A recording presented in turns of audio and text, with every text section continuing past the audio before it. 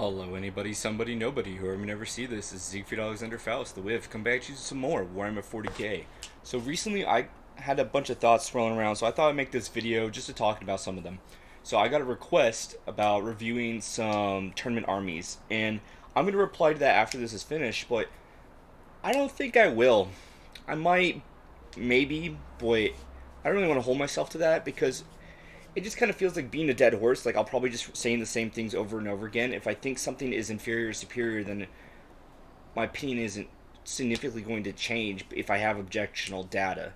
Now, stuff that changes during a game and lists. So there is the 200 points. You get 200 points to bring to market, and you have to bring back stuff from market so you can have a good defense of your kingdom and set off to conquest. Okay, so what do you get with those 2,000 points? A lot of armies are very killy. And a long time ago, 40k was kind of based on that, and the more so where that wasn't really other objectives, it was just fight.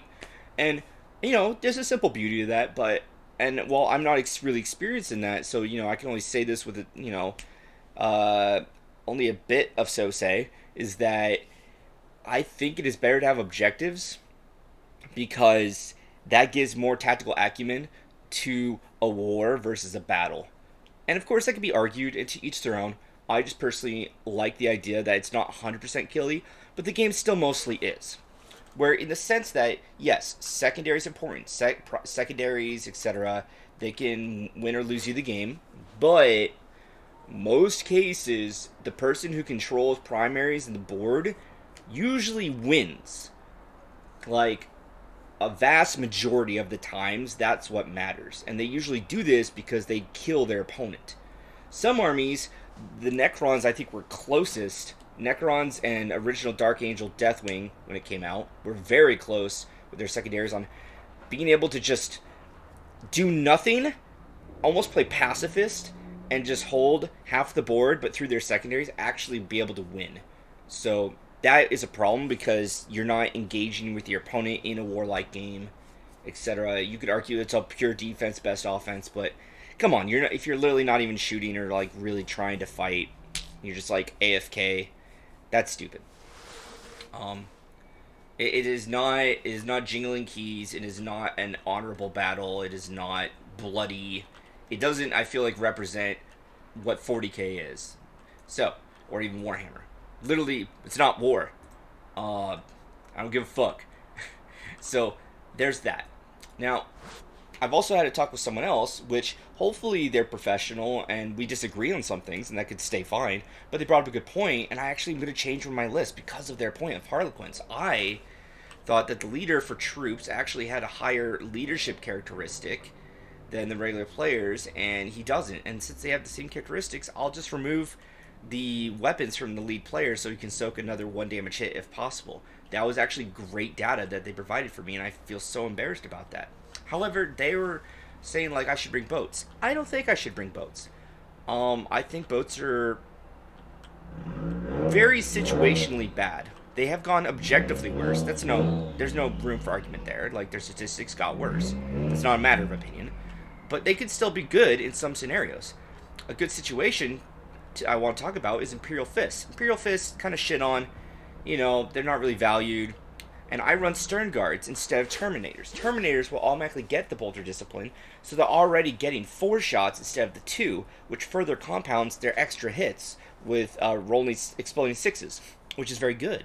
The difference is I like running the Stern Guards because they have AP2 built in. And once you have them move into their original positions on objectives, they can just hang out. So I really value them for that.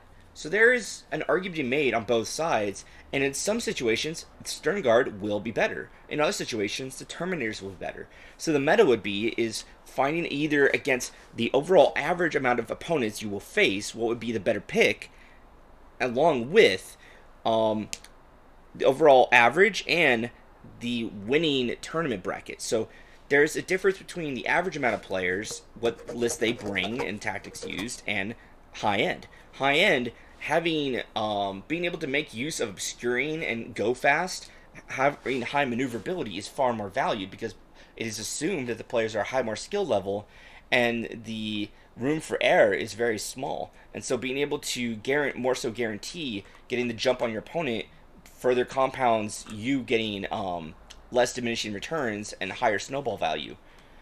With that said, I run Dark Angel Deathwing. I think Dark Angel Deathwing is better than Dark Angel Ravenwing. And that is something people will say, you're wrong, whatever. Yeah, that's what it is. But I think that they have enough counter value for the vast majority of armies to be better. Maybe if you're the very high end, Ravenwing would be better. But like, let me scroll over more, Sisters of Battle, I think they're very close. I run Argent Shroud Sisters of Battle instead of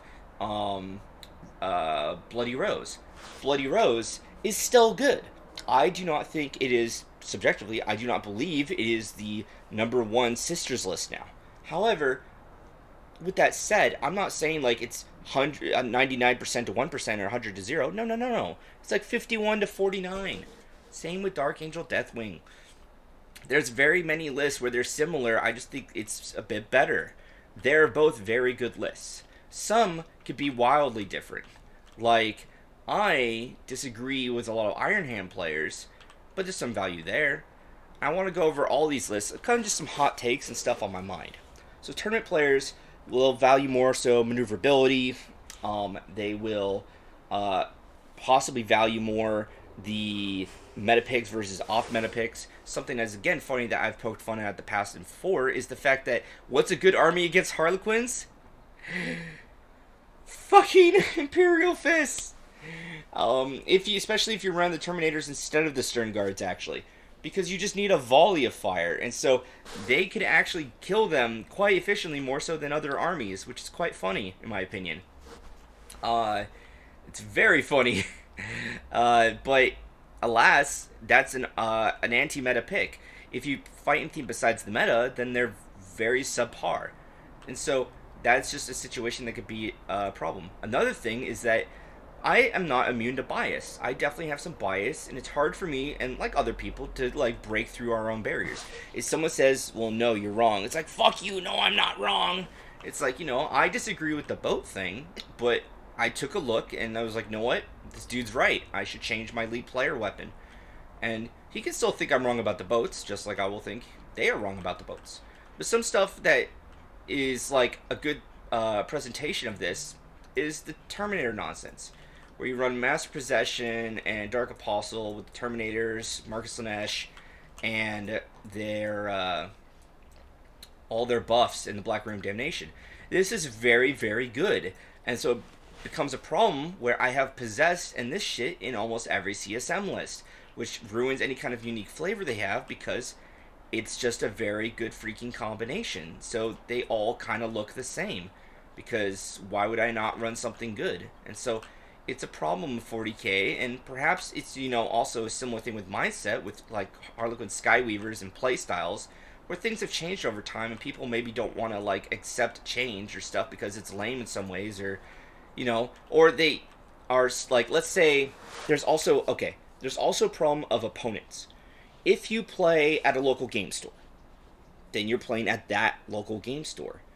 40k is an expensive game. I play online because I'm poor as fuck.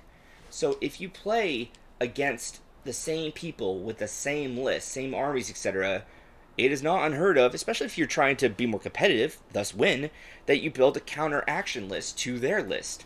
And so you're scripting against them.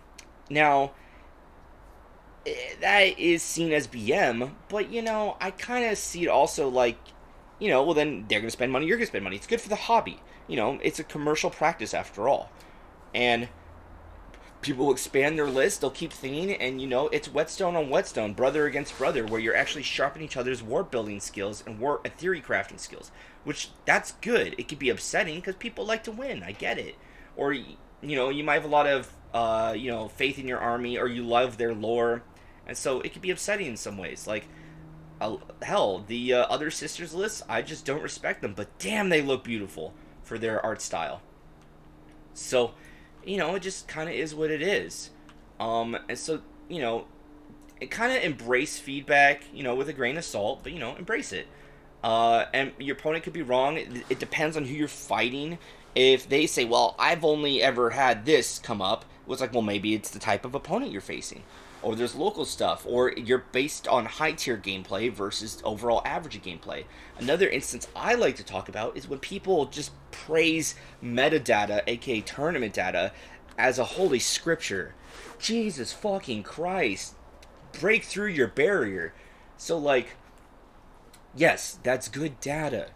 But here's a easy thing to show, right? Without, like, I don't know how long I want to talk about this. Harlequins. Harlequins had a higher win percentage than the data actually showed. Why? Because Harlequin players fought other Harlequin players when they were at their prime. So they actually had some losses, but it was against other fucking Harlequins. Of course, other non-Harlequin armies, but that's a good representation of... Oh, well, they lost a couple times. It's like, yeah, but some of it was against other Harlequins. And so their numbers were actually even higher. So you can't just put pure faith, which people, well, it's not pure. Well, then stop acting like it's pure for some metadata. Because I've seen some people, and the argument is just so hard-headed to... It's like pulling teeth for these motherfuckers.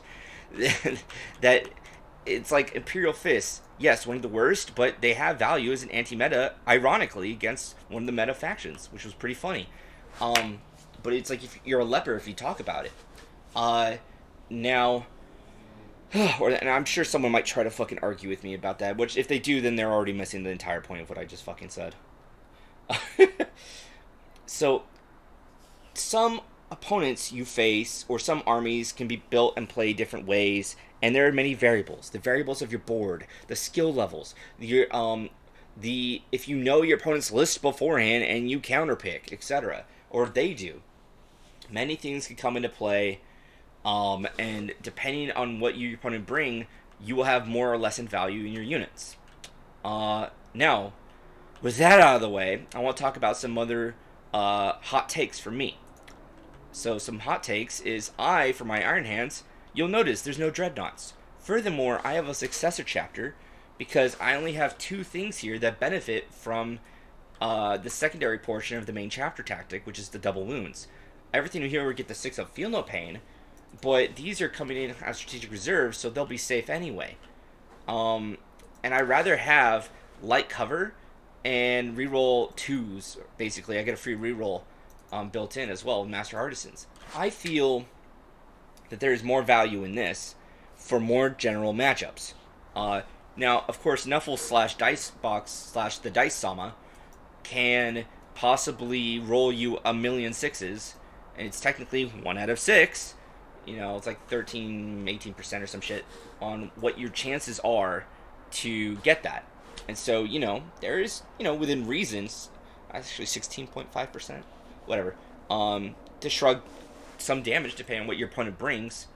And so, that's not so bad. But, I personally don't think the Dreadnoughts are very good. They're T7, which makes them subject to Melta. If you run the ones with the characteristics, then you should run the chapter tactic. And I just feel like they're overall lackluster. And I think people overvalue them. Yes, Duty Eternal and some other stuff is nice. And you can run them with Core as well, but you don't need to necessarily run Core. Core would be just a benefit from the Lieutenant's aura. But the army itself, just the keyword of Iron Hands gives you reroll 1s. It doesn't have to be Core. So you can run Daradeos and Leviathans. Hell, you can run 3 of each of those things. But if you have the points, that'd be a very expensive army. It'd be an intimidating army, which is similar to the demon I was saying before, where you have some intimidation stuff you can do, but it's just, I don't feel as efficient. I feel like running infantry to make use of their infantry-based war doctrine shit is better.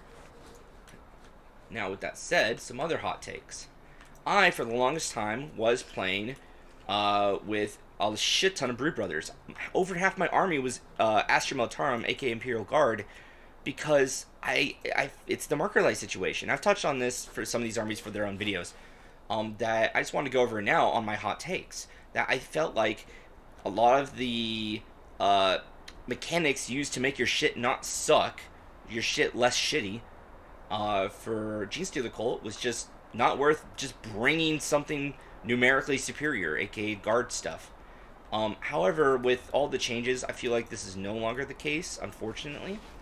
And I don't run bikers because of way I set up this army, I do not feel the bikers are as valued. But this is not what's popularly done. Like my Iron Hands, a lot of people like dreadnoughts. I disagree. I don't think it's as good, so it's not popular, so it's a hot take. Moving on, same with Tyranids. With the point changes and a heavy heart, I felt like I had some internal bias when it came to zoanthropes. I still had a zoanthrope and a neurothrope, and it was hard for me to really give the army some more board control. That is good. Dumping a shit ton of mortals is good, but with the point changes, I just didn't feel like I could justify it. I feel like I have more control over what my opponent may do, because you should expect to take losses. All of these armies, oh, this is what I can do, this is what I can do, this is really good, that's great, champ, but what can your opponent do? This is war. You should expect 1 to 2 rounds. I'd say about round 2, you're going to have some at least 600 points of losses or more, but you should be able to do that or more to your opponent as well. Now, it can change based on, again, on skill level and terrain. Terrain, I always beat in as actually being almost bigger than skill level sometimes. Because, like, a monkey could see, oh, well, I can see you, so, and I can shoot you, so I will. Huzzah. You know, there's nothing really skill level about that. If you're the ideal target, there's nothing you can do there, because you have to move into a bad, precarious situation in order to get more of a tactical victory, so you should be expecting losses, but it could be really bad losses, depending. So, this army, I feel like, has more control in good and bad situations, which I very much like. And, like, I feel like you shouldn't... Okay, here definitely is a bias. My armies are not based on a one-sided kilter-based effects of just damage. I like to have as much board control, good and bad situations, I think. That gives me options. I love options. So, this is why I have this. A good example is, let me spawn in the Nurgle army.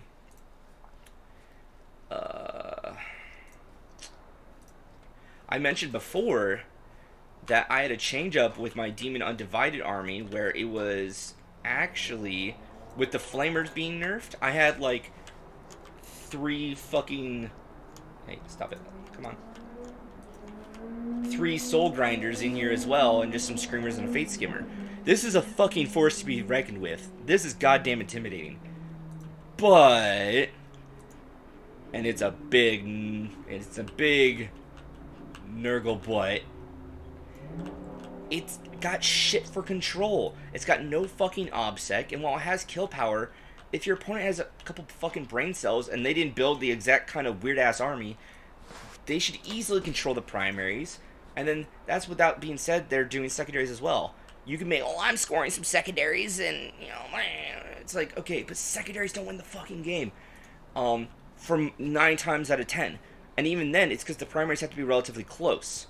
Because if you say, oh, I score max secondaries, so it doesn't matter if I'm low on primaries, well, your opponents could probably take secondaries as well. So, and like, in the sense that they're going to be scoring. So you have to give room for doubt. You have to be able to say, okay, what can my army still do when they're not at top bracket? When they are fucked up and I can't get all my combinations. Which is why I'm a little fearful when it comes to Eldari Craft World, because they may not be able to get all their combinations. With that said, I kind of built the typical Eldari army. To a degree. It could definitely be changed to have another Night Spinner and go more heavy supports. I just... I don't know. I don't like Craft World. I take issue with them. This is one of the few armies, it's like this, Nurgle, and a few other things. People could probably make my list maybe a bit better. Or not even more than a bit. Some armies I'm pretty proud of. This is not one of them. Here's another example. All my demon armies, for the most part, have a lot of OBSEC. This has no OBSEC. This is Go Fast Killy. Because I believe in its ability to still have enough base unit control and models to control objectives and be able to control the field from all the area denial and shit. So this is a situation with enough board control that doesn't have the OBSEC. A lot of these other armies otherwise have some amount of OBSEC. Here's an example of, again, more damage versus less board control. These are for board control. you can remove these and get another Death Company squad as well. You could do this. However, and that's not a terrible choice. It's not a terrible choice, actually. You could do it. I feel like it is better to have the sticky slash obsec slash 12-inch area denial. So even if your opponent is a mirror match even, or some kind of deep strike army, you don't have to necessarily be as afraid, and you have more board control in that situation. So I'm giving up damage output for more board control. And I feel like if someone just discounts that completely, they're a fool. Of course, there are what-if arguments. You can make a million what-if arguments. Someone can make a what-if argument against me and be totally right, and I could easily just make a what-if argument against them. Whether or not you have stuff in cover, getting terrain benefits, if your opponent is running certain things, evolving metadata, local data, etc. The list goes on and on and on and on and on. And then there's percentage values. I agree and I'm interested in that, but to be a hypocrite, I only go so far with my neckbeardism. I enjoy the game and I do have other things I do. And, you know, if someone is that into it, rock on, brother and sister, but I'm not that far. I'll talk about that data for a bit, but, you know, there's a fucking limit. Let's see. So again, a lot of armies have some similar stuff, like Orc Squigs are not... My Orc army is not Orc Squig based, but similar to the sisters, I feel like it is better, but not by a whole lot. I could be wrong. It could be better than I think. Maybe I'm not giving my army enough credit, but I feel like it is 51 to 49. There's actually, I think it's a bit more of a difference. But some armies, people are overzealous about, maybe stuck in their ways. They have certain consistent matchups, and that leads them to skew data. They see metadata slash tournament data as holy scripture, and they don't really put deeper thought into it. And you know, if I argue about them with that, it's just gonna devolve, which is, I don't care, and it's a waste of time. Yeah, so I hope this kind of gives some insight for anyone who watches this. And you know, maybe I'm just a load of shit and I know what I'm talking about and I'm just ranting. And you can even comment that. I'll probably just delete it, but you know, I think the idea, again, besides playing the game, the Warhammer community is kind of split into three ways, I've always thought. Actually playing the game is just 1/3. Another third is painting and assembling the models and helping in other ways for Warhammer as well, like graphic art, the artistic side of it. And the third one is the lore enjoyers. And there's people in all three camps, in multiple camps, etc. And that also may not like the other camps. Like, people like the lore. Some people like the lore. Like Adeptus Ridiculous YouTube channel. It's funny, but I brought up precisely that one of the three big people there, DK, he doesn't really even fucking play the game. He doesn't even really assemble models. So he's just there to enjoy the lore. Now, they're making bank off it. They're making a shit ton of money. And I wish they would actually play the game, because I feel like it's a little hypocritical. Yet alas, as long as they have fun, who gives a fuck? It's their life and their biz. And so you can build a list however you want.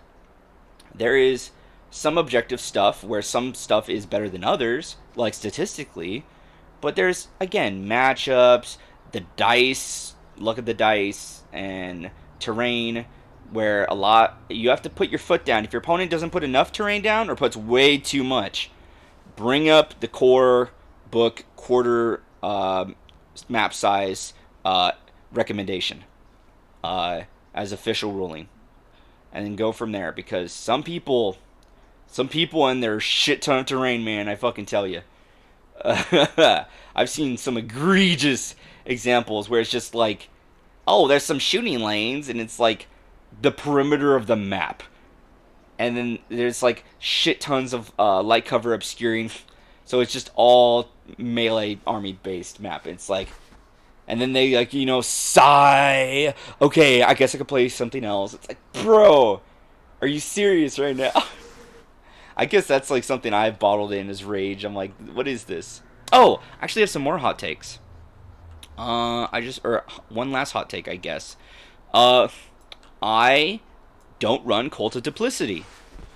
And I think there's a solid argument here. So I disagree with the Cult of Duplicity people. And it's like they hated him because he told them the truth. I think it's overrated. Now, is it still good? Yes. But kind of overrated. Hear me out. You can deep strike all of these, or not. You don't have to. If you're Cold Duplicity, then you still might deep strike them, or not, because you'll just teleport them. Now, they may not need to teleport depending on what you have. If your opponent has Go Fast, you'll just probably have them on the board anyway. Thus, Cult of Duplicity doesn't do anything for you for the most part. And if you argue, oh, we can still do one or two things, I got you, fam. Guess what? This is a fucking relic that does that for every group of Thousand Suns anyway. So you could do that for these ones too. So these can all effectively get deep striked. These stay in deep strike, and then these can get deep striked at one point from safety during the same match. So you don't need to run duplicity versus some other stuff. There's about 2 to 3 other decent ones out of the like 6 or 7 or some shit for Thousand Suns.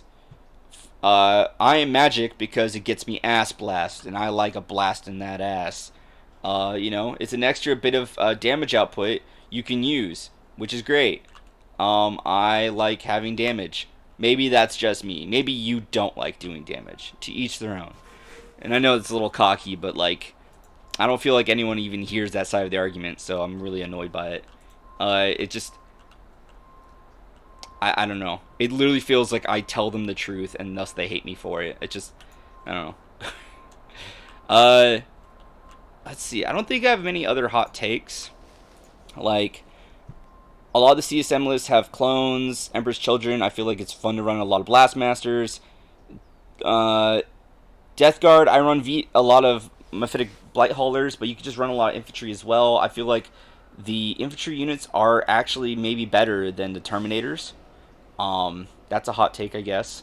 Not necessarily the Death Shroud, but the thing is the Death Shroud are very expensive. So, yeah.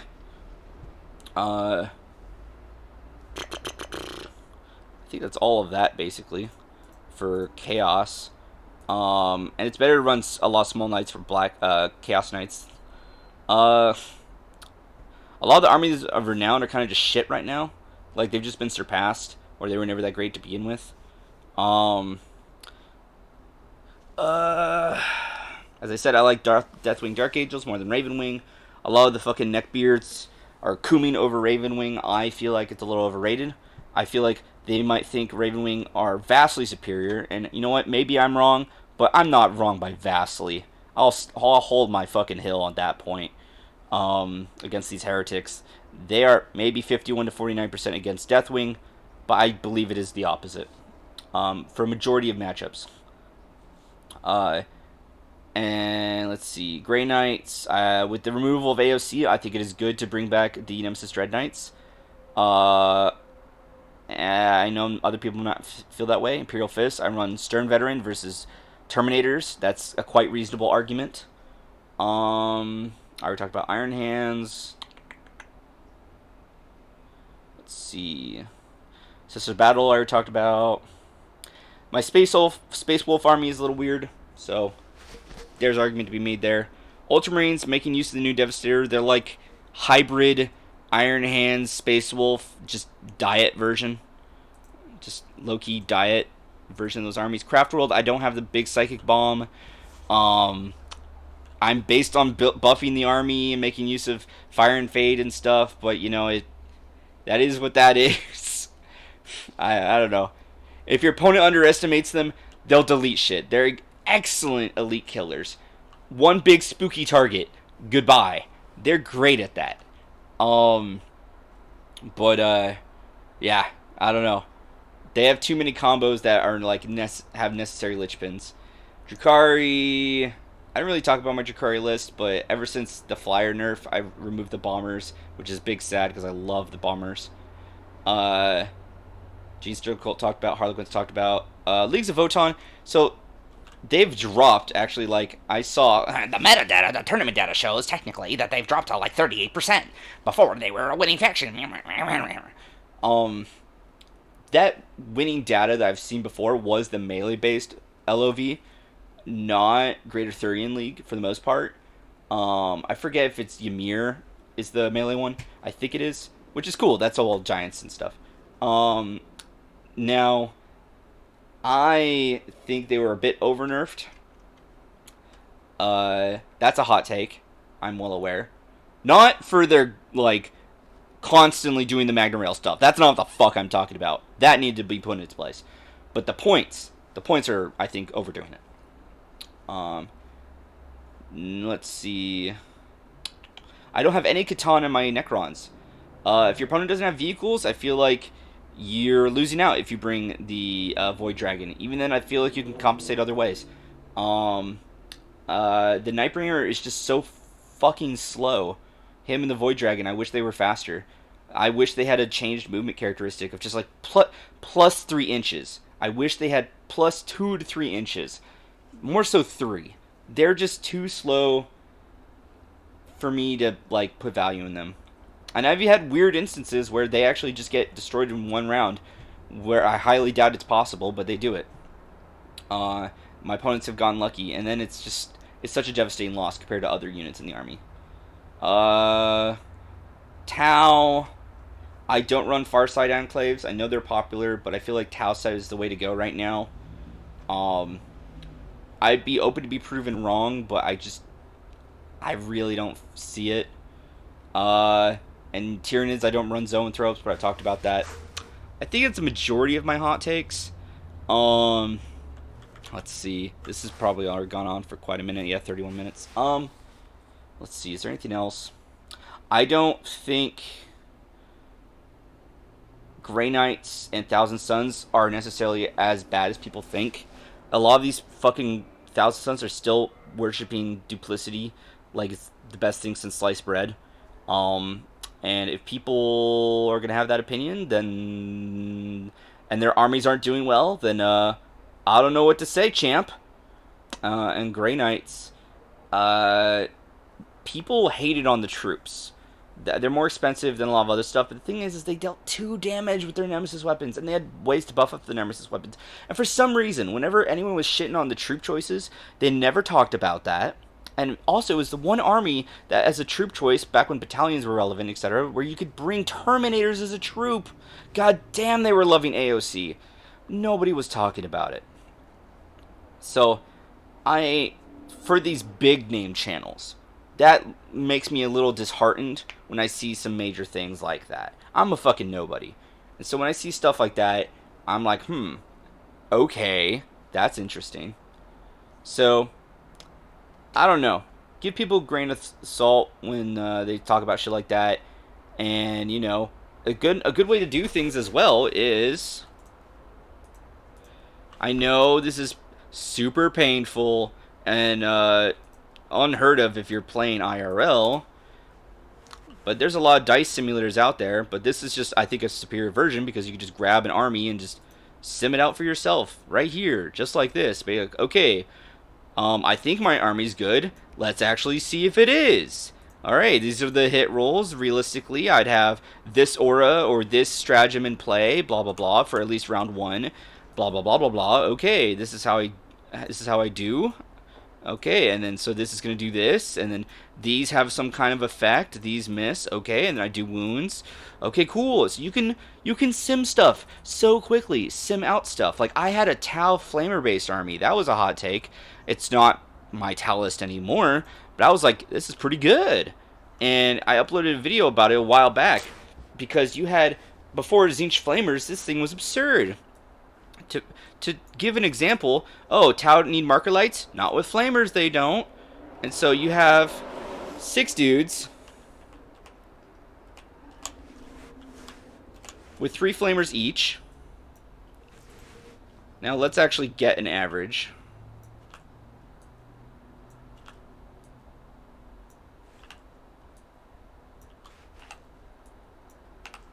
Okay, so it's an average of 63 Flamer shots, all auto hitting. There's a way to buff it so it's strength 5. Your opponent wouldn't get like cover, and so AOC didn't even matter because it didn't even have 8p. And so you're gonna be wounding on 3s. Mont Ka, you for against most things, you would reroll 1s on the closest target. So this is 63 shots, remember, and then it's +2 for every weapon. They have 3 weapons each. So that's +6. 6 times 6, 18. Wait, no, that's not right.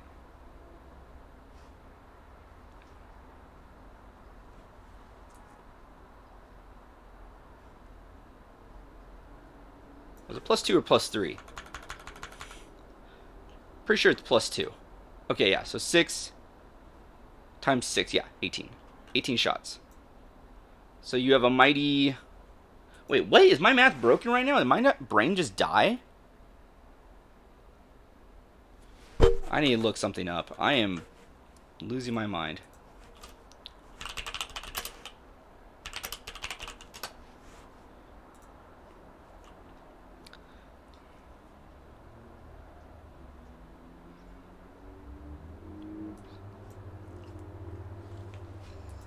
Yeah, it's not... I kept coming up to 18. It's 36. I don't know why my brain just blew apart just now. 6 times 6 is 36. Holy shit, I don't know why it was so hard. So, on average, that's 99. Call me cheeky, but let's round up 1 for fun. Against... I don't care. Any Space Marine.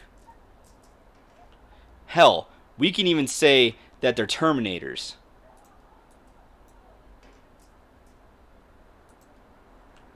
Alright, on 1s. If it wasn't... So, Terminators, they take 10 wounds. On average, it'd be more. It'd be 4 dead Termies. If it wasn't Terminators, 29 wounds. And then you can make an argument even if it's something they have to trade up on. As long as it's T4 or below, that army was pretty fucking efficient. The worst thing is when it's something saves on a 2 and it has a high toughness. That was the bane of the army's existence, but damn, that was a hot take army. Tau Flamer's underrated. But with all the changes, I don't feel like it's necessarily where it is anymore because of the extra taxal crisis suits and on bringing multiple of the same weapon. It's just not viable for shit anymore. You could have one Tau Flamer unit, of course, but again, with the point tax hikes, I just don't see the value in it. Maybe I was edgy or annoyed that like I had some criticism, but I did change my list. I hope I provided an answer to the that person. I was able to further discussion along with the other person who wanted me to talk about tournament lists. I just really don't see it because like if someone like okay, if you build a successor chapter and you take all melee bonuses and then you build all range guys with no melee weapons, you're building, you know, you're building barbarians who use archery that don't get any bonuses and they can't shoot for shit. Like you're literally building against yourself. So if anybody has a list that doesn't make use of their strengths, that's a negative, objectively bad thing. Now, again, you can build against meta, you can run with the meta, you can do different things. If you're scripting against your opponent, kind of BM, but if you're there to win, okay. And then there's subjective things, where it's like Bloody Rose versus Ardent Shroud. Both, I think anyone that argues that neither of them are strong, one, that they're an idiot. Both are strong. But then it's subjective to the point where, and I say subjective, because both are so strong, it may not really matter, where you might get similar results, and they might have similar, better trade-offs with different types of opponents, etc. But to get the quote-unquote, what is objectively the best, might be so hard, and requires so much number crunching from a mathematical standpoint, that, and to remove any sense of bias, might be challenging, that it could just be more effort than it's worth when both are already so close to being good. At that point, run what you think is better. And also, if something makes you happy, be happy with this hobby. there's a lot of people in the community. If someone displeases you, get over it, move on. If you displease people, try to step up, and then take a chip off your shoulder and play with some other people. Enjoy the hobby. Uh, and if you just want to build armies, theorycraft, or you just want to keep it on your IRL on a cupboard somewhere, just appreciate the look of the army. Like, I love some of the sister looks. I think they look beautiful. I think there's a lot of cool looking chaos stuff, like the Night Abomination, so good. Mortarion, beautiful. Be'lakor, awesome. Such mad drip for chaos. But some other stuff has cool drip as well. And there's some custom stuff. Like here, well, I don't really want to go too much into it, but Carl's Miss 40k stuff, if I can give a shout out, here's some cool looking custom models. And Xenomorph Tyranids, where they built like Alien from the Alien series, so awesome. So, have fun with the hobby. Try to build your own list. If you're starting off, build your own list. Theorycraft a bit. Build stuff that you think is cool, that you think is good, that you can afford. Because there's also IRL of being able to afford stuff. If you're not 3D printing illegally, because you can't bring that into an official tournament. Or if you go to the high end, like LVO, then people are going to possibly check your stuff and you could just be disqualified. Which would be, pretty BM unfortunate. And so, but if GW is not selling the stuff or you can't get access to it, like Lord Solar right now, is problema. While my Imperial Guard army would be amazing for LVO, not everything I believe is being sold yet, so you can't actually build it to its full strength. Let's see.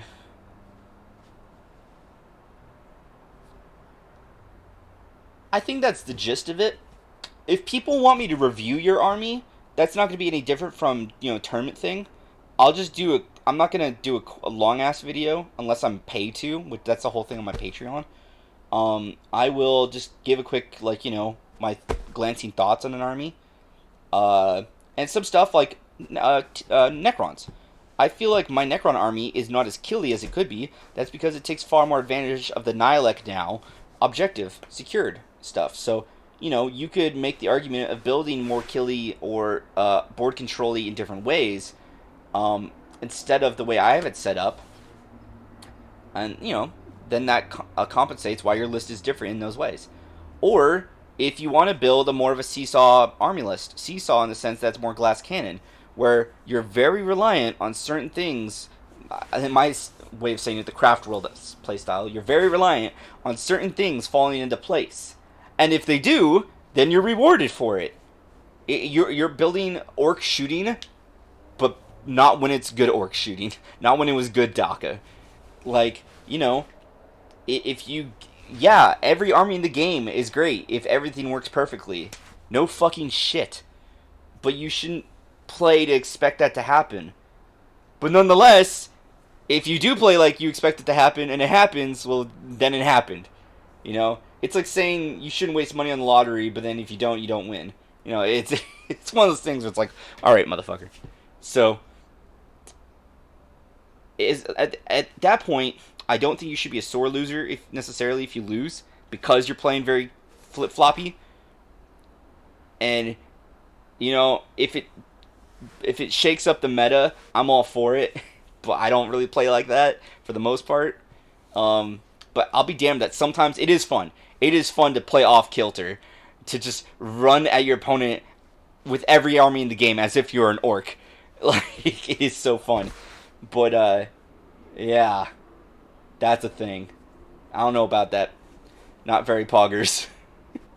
Or maybe 2 poggers for me. I don't have what it takes. With that said, I'm going to cut it here.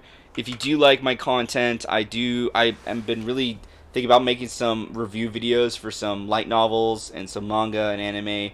And with my voice improving, I kind of want to go back to doing some poetry and doing some more song covers. I know I'm ass at fucking singing, and people don't really care about poetry nowadays, but that's some other content I want to bring to my channel that I haven't done in a bit. And Lord knows I'm behind on Paper Mario and Disgaea for finishing up those Let's Plays.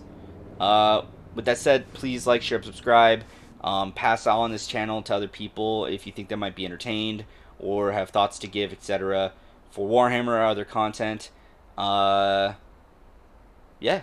Take care and game on, gamers. Bye.